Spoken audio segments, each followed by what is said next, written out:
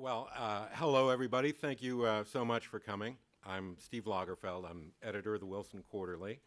And you are in the Woodrow Wilson International Center for Scholars. It's our parent institution. You're right in the heart, our auditorium. This center, I'm going to tell you a few words about the Woodrow Wilson Center, is the nation's living memorial to Woodrow Wilson. And no more fitting memorial really could be imagined in that he was our first PhD president.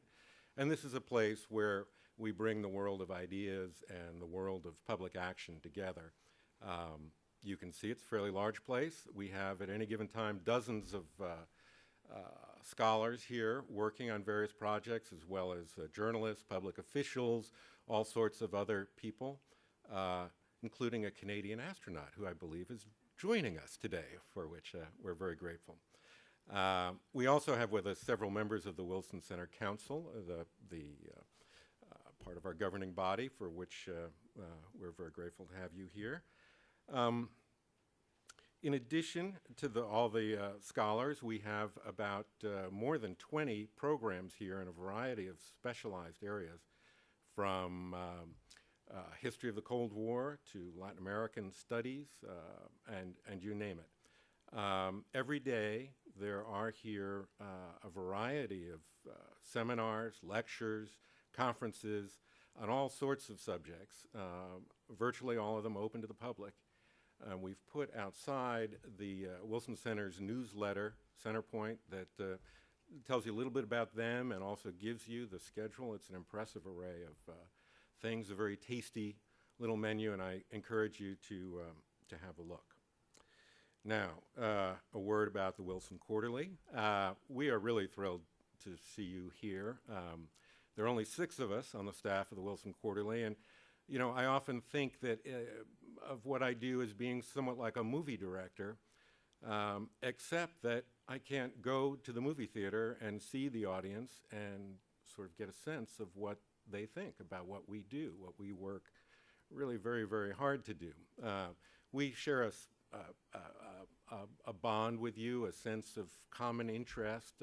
Many magazines are like that, but to actually see you in the room is another thing altogether. We are going to have a reception after this across the hall, and I hope to have the chance to chat with some of you or all of you. Members of my staff will also be there, and I encourage you to talk to them. Now, let me be plain. The Wilson Quarterly is we are very delighted to have you here. We are going to do more in this series, the Wilson Quarterly Ideas Seminar. And I encourage you, by the way, if you're not already signed up for our e-newsletter, to do so outside the door. That's the only way we're going to be able to inform you of upcoming events. We are very pleased to have Robert Samuelson. We've had David Brooks, and there will be other distinguished thinkers.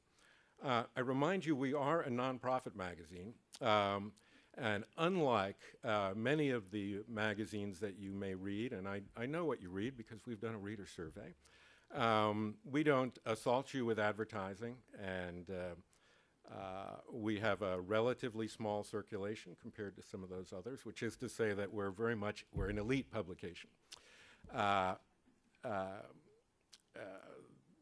Subscriptions cover only about 60% of the cost of putting out the magazine, and our parent institution, the Wilson Center, generously makes up much of the difference, but there's a limit to what it can do.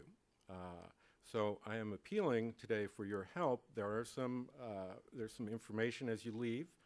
I ask that you take it with you, give it a good look, but I'm not going to bother you about that after this very moment. But please give it your consideration. Now, for the man of the hour, our distinguished speaker, Robert Samuelson. We're very grateful to have you here, Sam. Robert Samuelson doesn't need an introduction, but he is a columnist for Newsweek and the Washington Post, where his column has appeared since 1977 and has won a number of awards. in his spare time, he's managed to write just a few books. Most recently, this one, The Great Inflation and Its Aftermath, and this is a little unapologetic plug for this book. It's a really terrific book.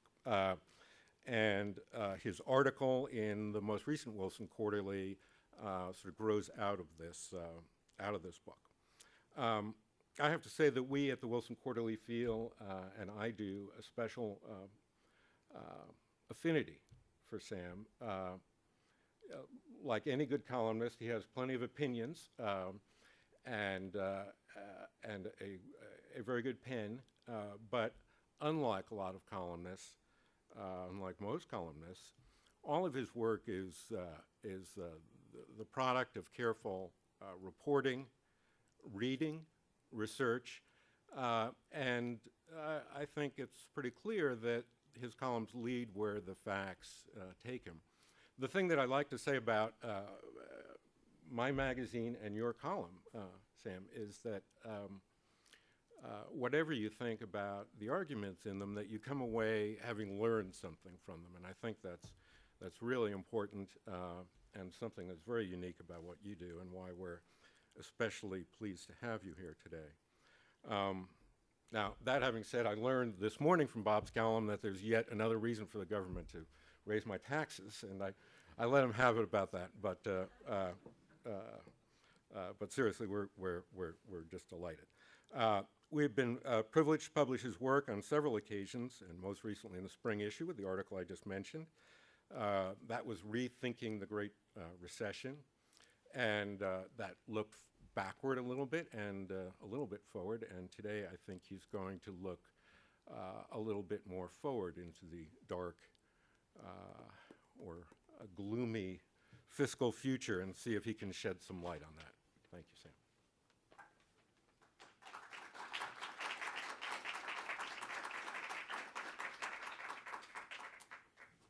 Thank you, Steve. For those of you who may wonder whether or not I am related to Paul Samuelson, the late Paul Samuelson, who was a great economist at MIT and the author of probably the most successful textbook in the history of civilization, I am not related to Paul Samuelson. He does have a son whose name is Robert J. Samuelson, but it is not me. It's a coincidence. Nor, let it be said, I am not an economist. I'm a journalist. And so if what I have to say here does not always seem to make perfect economic sense, that's because, as I say, I'm not an economist. Now, the subject I want to talk about today is the economics and politics of downward mobility. We have all been instructed, either consciously or unconsciously, to believe that progress is a constantly ascending trajectory, and that every generation will be better off than the generation that precedes them. And I am here to suggest to you that maybe that is not going to be so. Now, some people may say that that is a negative conclusion, that it's pessimistic, too dour, and too dismal, and it may turn out that that is the case, and I hope it turns out that it is the case, that I'm too pessimistic. My 21-year-old son says I'm a negative Nancy, and my wife says that I have never seen a glass half full. So I am now going to disprove the fact that I have never seen a glass more than half full by pouring a glass 3/4 of the way full and declaring that this is a glass more than half full. So anyway, so what do I mean by downward mobility? I mean that we may be entering an era in which economic growth becomes, and the absence of economic growth, or the absence of satisfactory economic growth, becomes a major source of political controversy and a major source of dissatisfaction in the United States. And were that to occur, it will be, I would argue, a major break with what our politics and our economics really since the end of World War II. I would argue that our political scene and the history since World War II is that economic issues have by and large not been major issues of disagreement and conflict in the United States. Now, you probably will hear me say that with a sense of instantaneous and reflective disbelief, because we are always arguing and complaining about the economy, and we never seem to be satisfied with it, and that is certainly the case. But if you ask yourself, what are the major issues since World War II that have really divided Americans and really scared them over the last 60 or so years, you actually, I would say with one major exception, do not include economic issues in that list. And if I were just to go over that quickly, what are the things that have really frightened us and divided us? Well, in the 1950s, there was communism, the Cold War, which as a practical, and I grew up as a kid in the 1950s, as a practical matter meant that people lived with the threat of a nuclear holocaust. That was the practical threat that people lived with. And of course, there was McCarthyism. These were really the issues of the 1950s that terrified Americans and to some extent divided them. By contrast, the economy in the 1950s was a surprising success. Most adults remembered the Great Depression, in which unemployment averaged 18%. By contrast, the 1950s were a constant boom. We had relatively mild recessions in 1953 and 54, 57 and 58, and at the end of the decade in 60, 61. But these were relatively mild. The 57-58 recession was the most severe, and unemployment, my recollection is, got up to 7.8%. And by contrast to the 30s, when it averaged 18%, this was really child's play. If you go to the 1960s, we essentially had a boom for the entire 1960s. Unemployment got down below 4%. But there were issues in the 1960s. The 1960s were a tremendously divisive decade, but the issues that divided us and frightened us were, first, the civil rights movement and the challenge of creating racial equality in a country that was built on a premise of equality, and 100 years after the Civil War, or almost 100 years after the Civil War, still engaged in legal and de jure and de facto segregation. There was, after that, the war in Vietnam, and a whole array of cultural issues from free love, feminism, drug use, however you want to characterize it. But these were the issues that divided people along political grounds and even within families. And there was an enormous amount of violent and nonviolent protest in the 60s, but almost none of it had to do with the economy.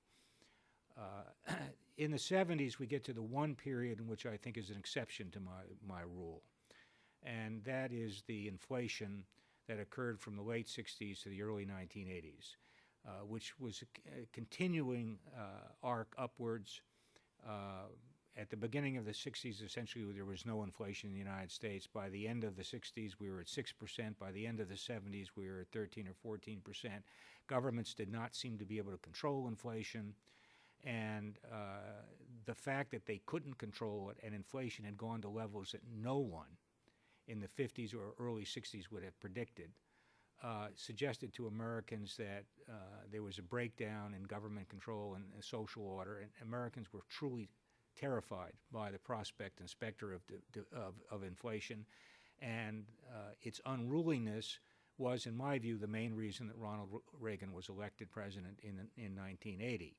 That people had seen what Jimmy Carter could do, and in the case of inflation, what he could not do. And they basically could either reelect him based on 4 years of not being able to cope with inflation, or they could try somebody else. They didn't know Reagan could control inflation, but they did know that Jimmy Carter could not. And in our political system, when you're unhappy with the team that's on the field, you basically vote for the other team, and you hope that they will do better. And that's really a large part of the dynamic of the American two-party system. I think in retrospect, people think that the Iranian hostage crisis was the reason that Carter lost the election, and certainly that was not something that helped him. But if you look at the actual polling that occurred in 1980 and 1979, inflation and the rising inflation and the government's inability to control it was the dominant issue. It was the dominant issue that people identified when they came out in the exit polls. And my belief is that if inflation rate had been 3%, not 13%, and we still had the Iranian hostage crisis, that Jimmy Carter would probably have been reelected. And Jimmy Carter himself, after the election, thought that inflation was the issue that did him in. So then you go into the 80s and the 90s, and we essentially have a 25-year boom beginning with a decline of inflation in the early 80s. We have two modest recessions between 1982 and 2007, when the current recession and financial crisis began. And so again, although we grumbled about the economy, these were not really the issues that dominated the American psyche and politics. I would say that the increasing culture wars, the growing polarization of political thought, the belief by each side that the other side was not only there to win, but basically to destroy their way of life as they understood it. These were the major issues that divided Americans and scared Americans.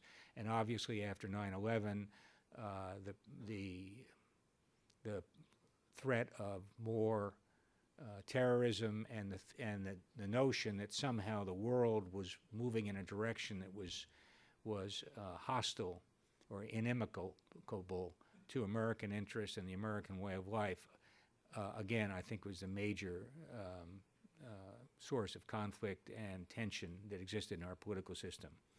So what I'm suggesting to you is that this may change in the future, or these non-economic grievances may be supplemented and overlaid by economic conflicts and tensions that heretofore we have not experienced or have experienced only on a modest scale. So let me outline three negative trends that really will be very difficult to avoid and which may create, and possibly already have created, a cauldron of economic conflict and tension. The first are negative demographics. We are an aging society. The baby boomers, of which I am in the vanguard, having been born in late 1945, are now crossing the threshold from work into retirement. And the proportion of people who are 65 and older, which was roughly 1 in 8 at the turn of the century in 2000, will be roughly 1 in 5 in the early 2020s. So there is a huge shift in the profile of our population. Now that has enormous political and economic consequences. If you look at our economic growth since the end of the Second World War, and the figures I'm about to give you, I think, are from 1950 to 2009 or 2010, our average growth in this period was roughly 3.3 or 3.4% a year. Some years were better than others, but on average they were roughly 3.3 to 3.4%, which is a healthy rate of growth for an advanced economy, an advanced society. If you decompose that growth, it basically splits almost in half. That a large part of the growth consisted of simply more people going to work. We had all those baby boomers going to work, plus we had women who, before the 1950s and 1960s, would work for a few years after they got out of high school or out of college, and then would raise families, and more or less most of them would stay at home.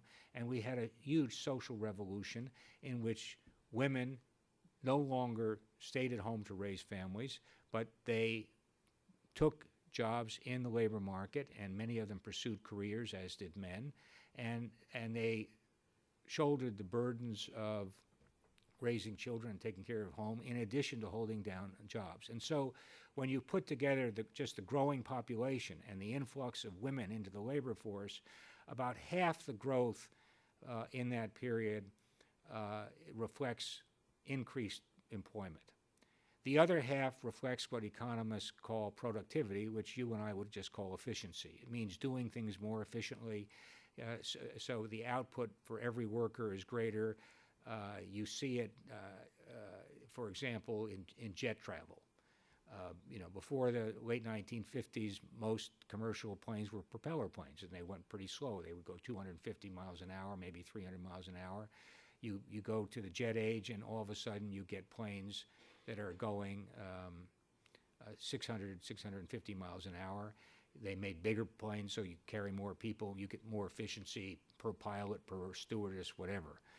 You can see it in many other areas in the whole computer and internet revolution, and just in the way companies are organized. And so about half of our economic growth is reflected productivity gains, and half is reflected population and labor market gains. Well, the population and labor market gains are essentially coming to a halt. And over the next 10, 15, 20 years, probably for the foreseeable future, the growth of the labor market will be very slow. And so when economists project ahead the rate of economic growth, what they come out with is, instead of growing at 3 or 3.5% a year, we're probably going to be growing at 2 or 2.5% a year. That the labor market growth might be a third of that, and productivity gains are expected or projected to grow at what they have been in the past, but given the fact that population growth and labor market growth are slowing down, your overall rate of economic growth, instead of being 3%, is closer to 2%. And that could be optimistic if productivity gains, which economists really don't understand very well, turn out to be slower than they've projected. So that's one negative economic trend. A second negative economic trend is that if you look at the federal budget over the last 60 years, what you discover is a vast change in national priorities. If you go back to the 1960s and 1950s and ask how big was the federal government as measured by spending, it wasn't that much different than it is today. It was a little bit smaller, but not enormously smaller. But if you ask what did the government do with all that money, the answer is it spent most of it on defense. And I'm looking for figures here which I cannot find, so I'll just make them up. But in the 1960s, in the 1950s, defense spending was over 50% of the budget. And even in the 1960s, as we fought the war in Vietnam, it was not over, it was on average, it was not over 50% of the budget, but it was, I think, between 40 and 50% of the budget. Today, it's about 20% of the budget. So what you had, even with the wars in Afghanistan and Iraq, what you had over this entire period is you had defense spending declining as a share of total spending, and with the money that was released by this decline in relative defense spending, the government financed new programs, many, many new programs, from food stamps to Chapter 1, which is, it used to be Chapter 1, I've forgotten what it's called now, but it's aid to education, more prominently increases in Medicaid and Medicare, which were enacted in 1965, and a whole array of social legislation and social programs that did not exist in the 40s and 50s were enacted in the 60s and 70s, and essentially were financed by the rundown in defense spending. Well, you can't run down defense spending forever, and I think we have now reached a level beyond which it probably would be unwise to reduce it very much more, although we may reduce it somewhat more, unwisely in my view. But if it's 20% of the budget, you can't reduce it more than 20. If you reduce it by 100%, you've saved just 20% of the budget. The problem is that given the aging of American society, and given the fact that now Social Security spending is greater than defense spending, and if you put together Medicare and Medicaid, Medicare being health insurance for the 65 and over, and Medicaid being health insurance for the poor, which includes a fair number of people who are over 65 and who are going into long-term nursing home care, If you put those two programs together, they too exceed defense spending. So you have Social Security, Medicare, and Medicaid exceeding 40% of the government spending, and with defense spending is 20%. And we have all these old people like me now getting into the retirement years, and so we're going to be on Social Security and Medicare. And so as the number of those people goes up, and the fact that we cannot and have not been able to control defense healthcare spending, there's a huge increase in overall government spending. And it no longer can be financed by running down defense too much. So there is really no way to finance it except three ways. You can raise taxes, and if you raise taxes to meet this increase in spending for old people and leave all the other programs essentially where they are today as a share of the economy, you have to increase taxes by somewhere like 40 or 50% by the late 2020s. So over the next 15 years or so, you have to increase taxes by 40 or 50%, which is a huge tax increase. We're not talking about 3 or 4%. We're talking about major increase in taxes, unprecedented any time in the nation's history. Or you can cut other government programs. You can finance the spending on the old people by cutting programs that benefit the nation as a whole or benefit other groups individually, including defense, which, as I said a moment ago, I think would be unwise, but I think is something that people can think about.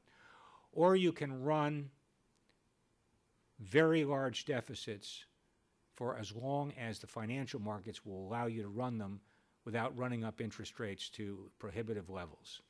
So we're basically in a box through the combination of aging population and the nature of the federal budget and the fact that we don't have any easy way of financing the aging of the population.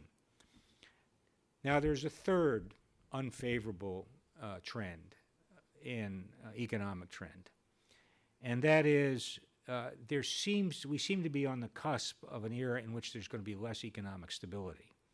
If you will recall, a few minutes ago, I said that after the decline or the suppression of inflation in the early 1980s, we really had a 25-year boom in which there were only two mild recessions, one in 1990-91 and another one in 2001.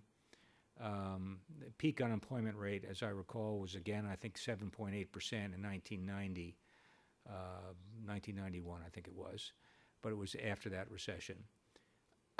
Now we're in the midst of probably the worst recession since World War II or since the Great Depression, although the recession in the early 1980s was also very, very severe, and unemployment got above 10% then too.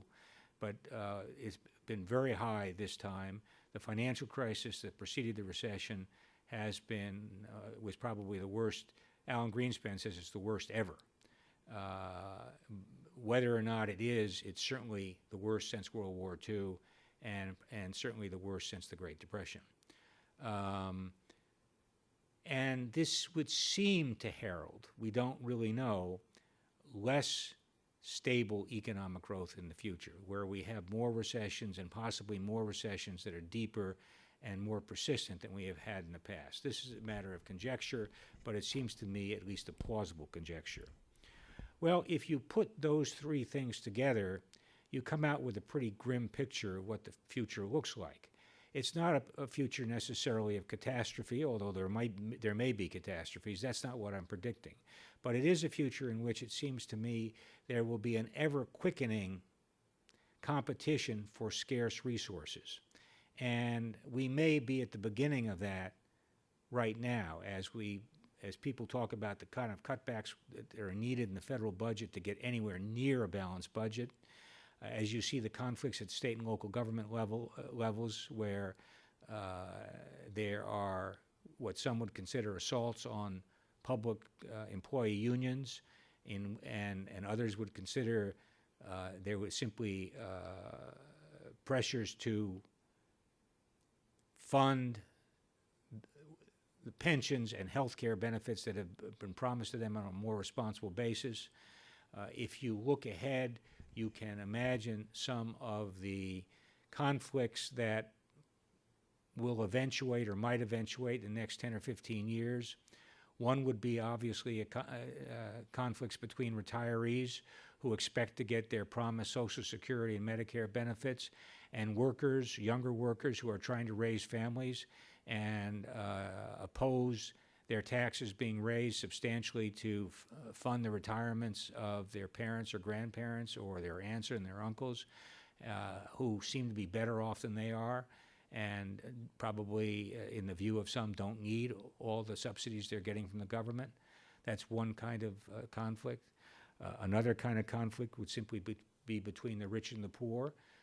The rich, and especially the super rich, have a disproportionate amount of society's income, and although there are many who argue that they have earned it and that inequality is an inevitable part of a capitalist or even a mixed economy, and I think people find it tolerable when everybody is getting ahead, but when some people feel they're falling behind, they ask themselves, why is it that these people are allowed to have all this income, and even if they're paying high taxes, why shouldn't they be taxed more? After all, they've got the money.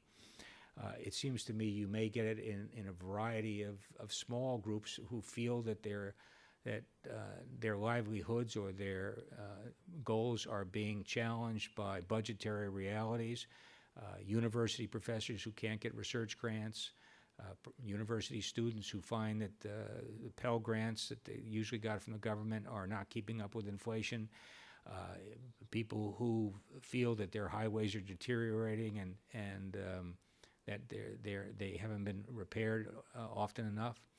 And so it seems to me when you ask about what is the psychology of this era, I am not arguing that we are going to face declining economic growth, negative economic growth, that the economy is going to shrink. And I would say even we are going to have a future, as in the past, when you look at per capita incomes, in other words, taking our total national income and dividing it by the number of people, that will probably go up.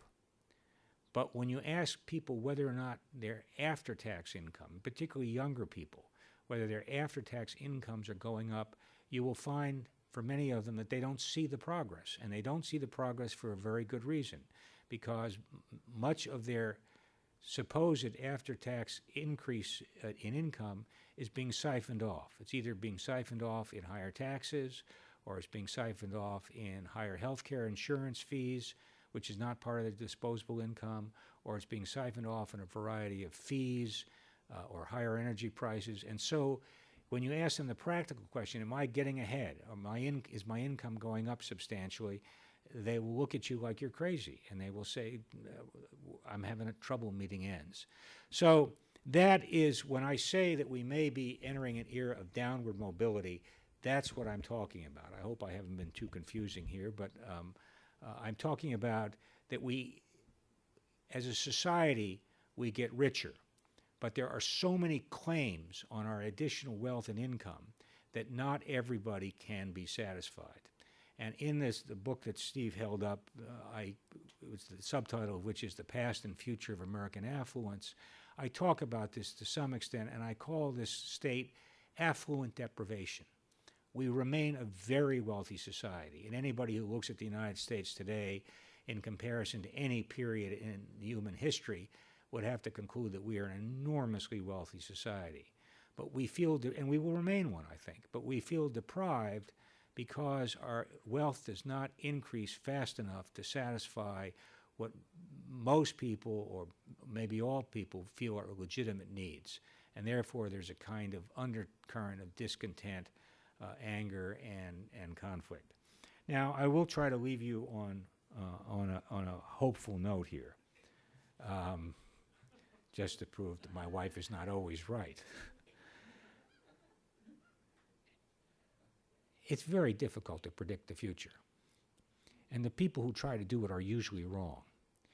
And with some good luck, I will be proved completely wrong. And there's ample precedent for this. Alvin Hanson is probably not a name that you know, But at the end of the 1930s, Alvin Hanson was one of America's most respected economists. He taught at Harvard. And in 1939, he was president of the American Economics Association.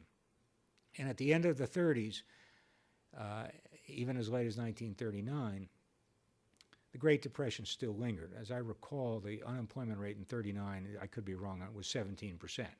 So although there had been a recovery from the worst of the Great Depression, we still were in what most people would regard as a depression.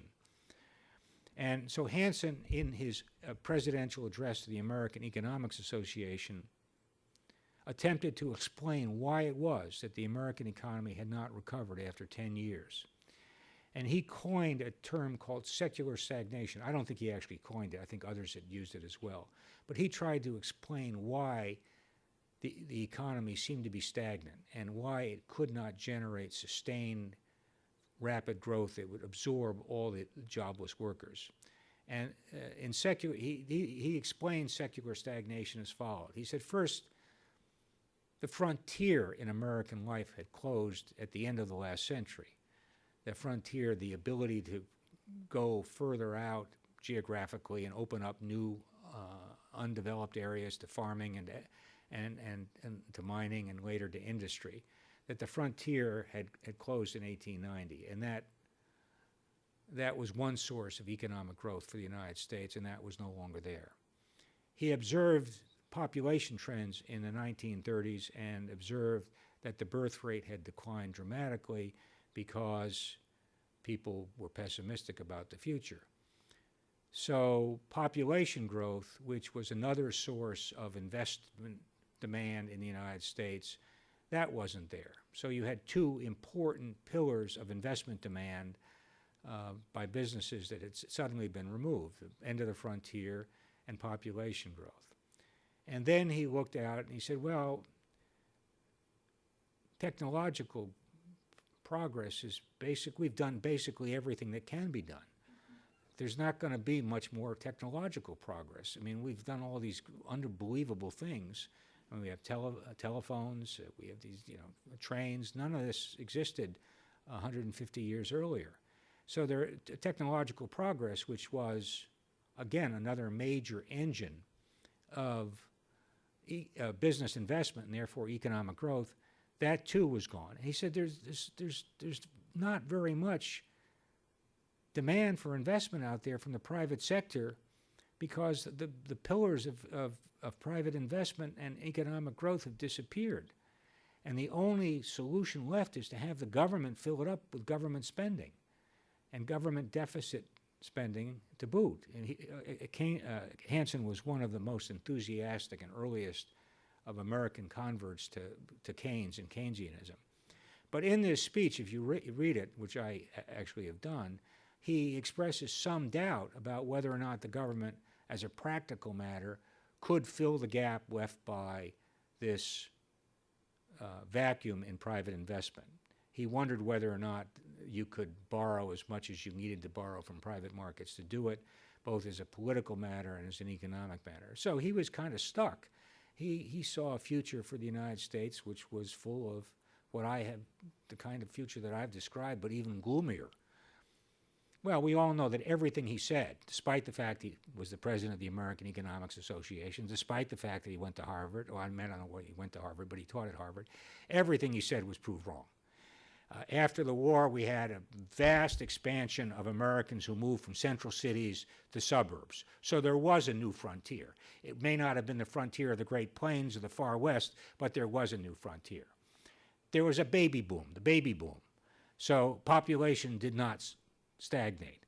And there was an explosion of new technologies, and there has been an explosion of new technologies ever since. So, with good luck, we will arrive in the future, and everything that I have told you now will be wrong. Thank you.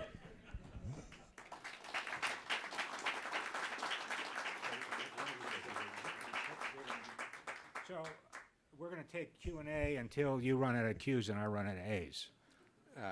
Yeah, and you're going to take the podium here. Okay. I'm actually going to ask you, take the privilege of asking you the first question.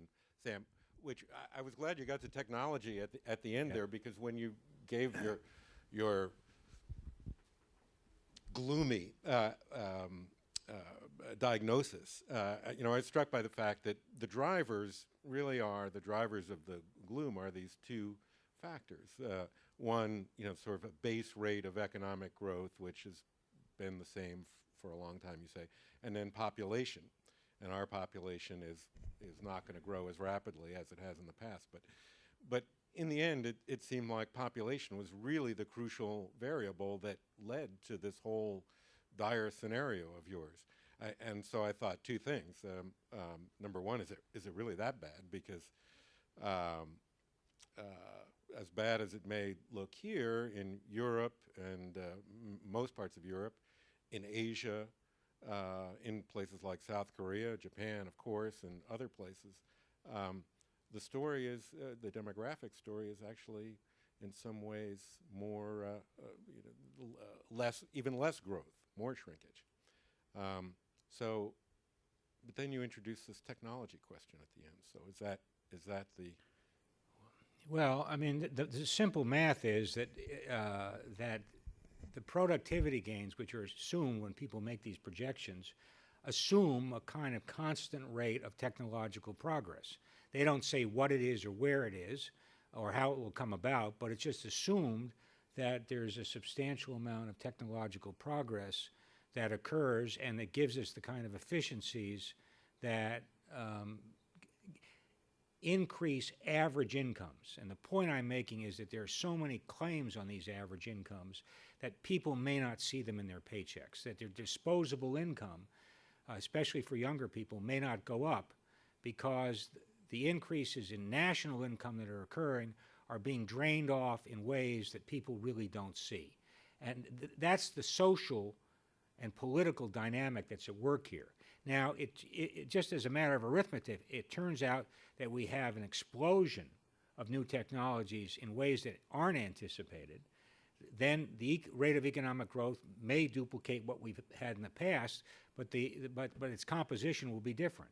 In other words, there'll be much more productivity or efficiency and less population, labor force growth. Of course, I have argued for years and continue to argue to completely in vain that we should increase the eligibility ages of Social Security and Medicare so people work longer, so that the population hit on economic growth is not quite as severe as it might be. But so far, that idea, like most of my ideas, shows no traction at all. I have to note that when you talked about how you could prove to be all wrong and then went on to cite an example, I thought you weren't going to turn to Alvin Hanson, you were going to turn to your wife again. But I have learned my wife is never wrong. All right, well. And that is the key to a successful marriage. Questions there in the back.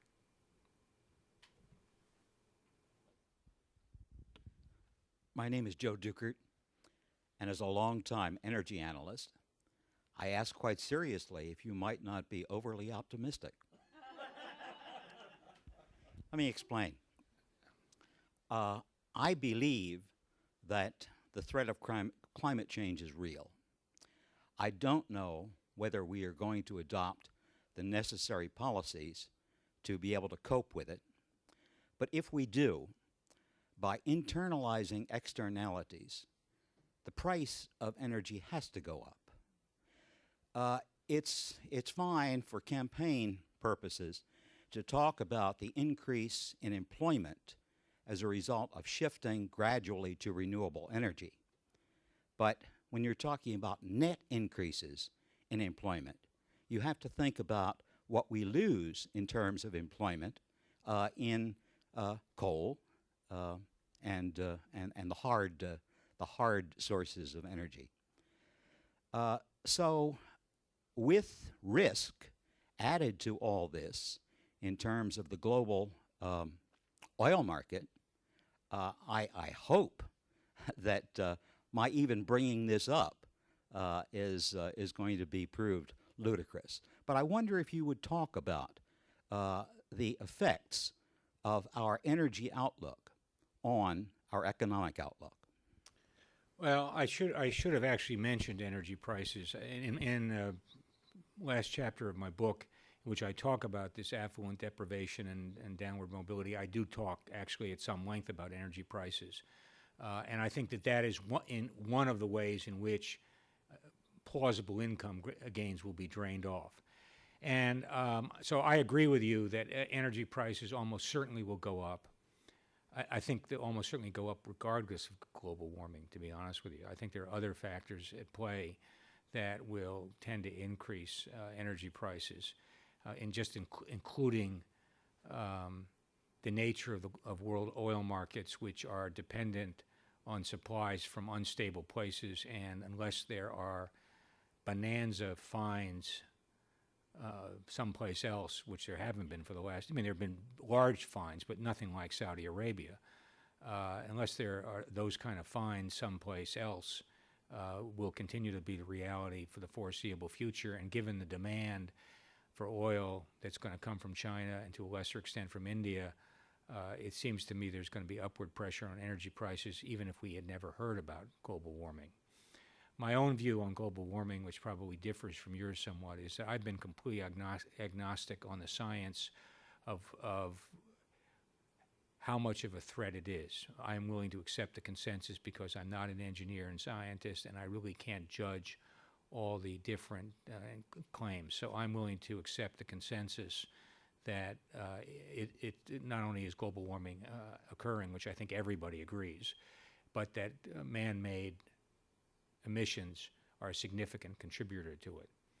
But my view is that unless there are major technological breakthroughs, we simply do not have the technologies today that at plausible prices, approved by public policy, by democratic societies or even undemocratic societies around the world, we do not have the technologies to reduce CO2 emissions by 70, 80%. By 2050, which is what the targets are to moderate the increase in global warming. So if it turns out that the physical consequences of global warming are as bad as the people who believe in it think it will be, then we will experience higher oil prices on the way to that destiny. And the consequences of that, I think, it's really hard to know what the economic and social consequences will be, but they're conceivably quite grave. And they fall outside, it seems to me, normal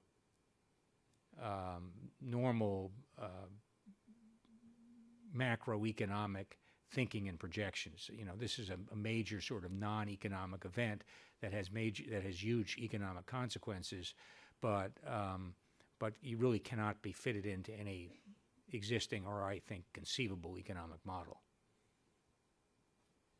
And this gentleman right here. A couple of takeaways I took from your... Can you hear me? I can hear you, but I don't think your mic is on.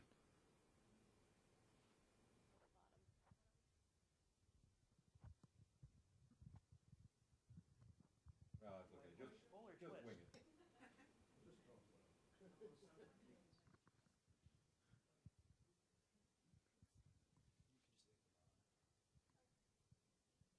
it. I'm willing to do it without the mic.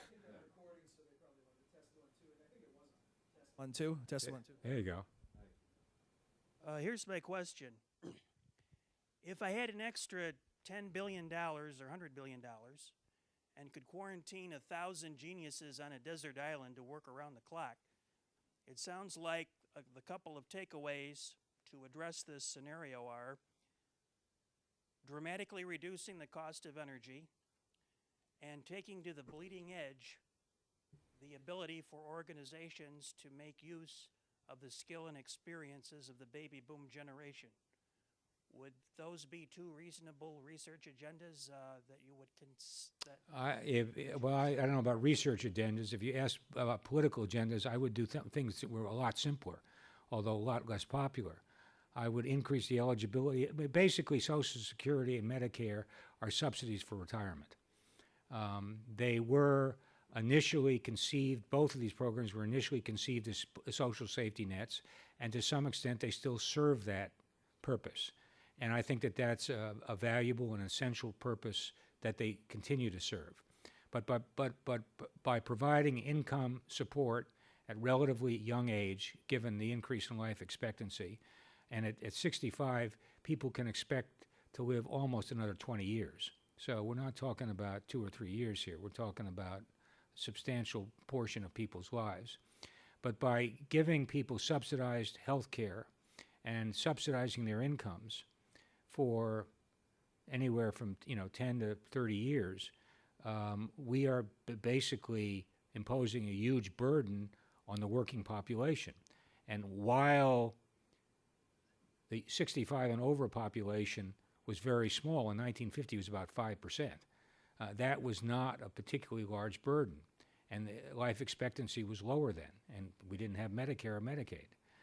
So rather than spend $100 billion to send people off to some far island where they would cogitate and try to come up with something and probably just waste $100 billion, I would simply begin to raise eligibility ages, and I would begin to tax Social Security fully, and I would begin to, or try to, almost certainly in vain, try to create an ethos that says that when people become 65, and I want to let you know that I am 65, they don't lose their obligation to society, and they don't acquire a right to become dependent on the rest of society, that we ought to be more discriminating, and that we should continue these programs, but we should begin to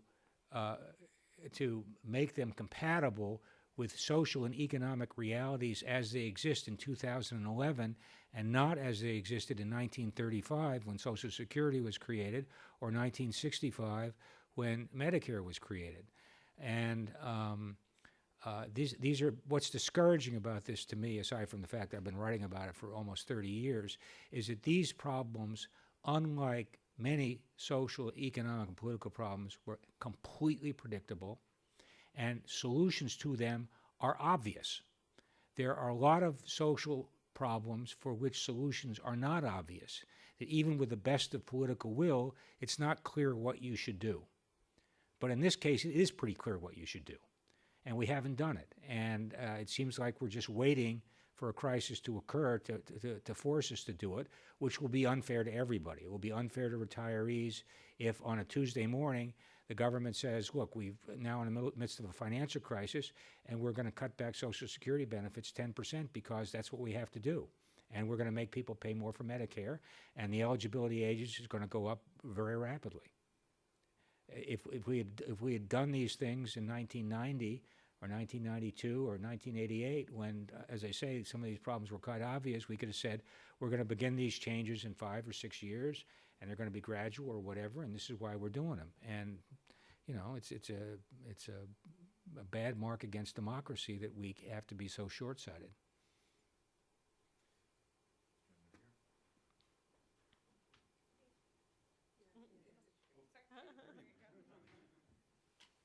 I'm Jim Steckert.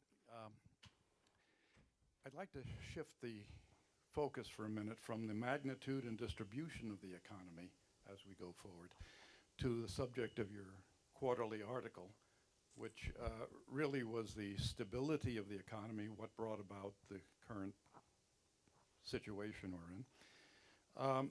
I think I could probably accept a lot of your premises having to do with how we did or did not manage, who is or is not responsible for what happened. But what you seem to come out with is the conclusion that we really don't know how to manage our economy. We don't have the skills within those who are supposed to be regulating it. We don't seem to have the rules of procedure, particularly with some of the new and innovative, shall we say, approaches to financial transactions and so forth. But that sort of begs a question that you really don't close on, the upshot of this. How we have to manage the economy one way or the other going forward. how do we, first of all, better understand what the economy, particularly in this current environment, is, and how do we then go forward with more effective management, both within the private sector and within the government? Well, that's a very perceptive question. I mean that genuinely because that's the fundamental issue that's posed by the article and, to some extent, the book, Great Inflation and Its Aftermath. And you will now notice that the glass is less than half full. And I don't have an answer for this. I am now working on the Great Depression. And I've read about it and studied it for years and years. And I have to say, by the way, you have a striking resemblance to Lloyd Benson. Anybody ever told you that before? No, okay. I know that Lloyd Benson's not with us anymore, but anyway. I just had to say that because, anyway. There is a real dilemma here. If for those of you who haven't read my article in the last issue of the Wilson Quarterly, the argument is that the real cause of the financial crisis and the subsequent deep recession and the housing bubble was our success in managing the economy in the 1980s and the 1990s and even into this century. That we essentially had a 25-year boom that was set off by the decline of inflation in the early 1980s from levels of 13 or 14% down to levels by the end of the 90s of 1 or 2%. And all during that period, you had a kind of relationship in which interest rates came down because interest rates reflect inflation. And as inflation came down and as people began to accept the fact that it was going to stay down, because in the 70s it came down temporarily and then would shoot up. But as they accepted the fact that it was going to stay down, interest rates came down. And as interest rates came down, stock and bond prices went up. And and ultimately housing prices went up. And as stock and bond and housing prices went up, people felt wealthier, and because they were wealthier. Let me remind you that in 1982, the Dow Jones Industrial Average averaged less than 900. By 2000, it was up to 12,000. So this was a period of extraordinary growth and extraordinary increase in people's household wealth. And the fact that inflation was so low and that the Federal Reserve signaled that it was going to stay low was an enormously stabilizing influence on the economy. And as a result of, and as I said, we only had 2 mild recessions, a huge boom in asset prices, huge boom in household wealth. The figures are all in the article. So people got much wealthier. They spent a lot more because they felt they could spend a lot more. They borrowed a lot more because they were wealthier. So you had this huge boom. And the argument of the piece is that the boom made people complacent and careless. They began to think, this is the new normal. It's always going to be this way. Markets are always going to go up. They may go down, temporarily, but they're going to bounce back. We may have a recession every once in a while, but it will be short and it will be mild, and then the economy will resume its growth. And so it appeared that we had created a society and an economy in which there was much less risk. So when people concluded there was much less risk, what did they do? They started taking more risks.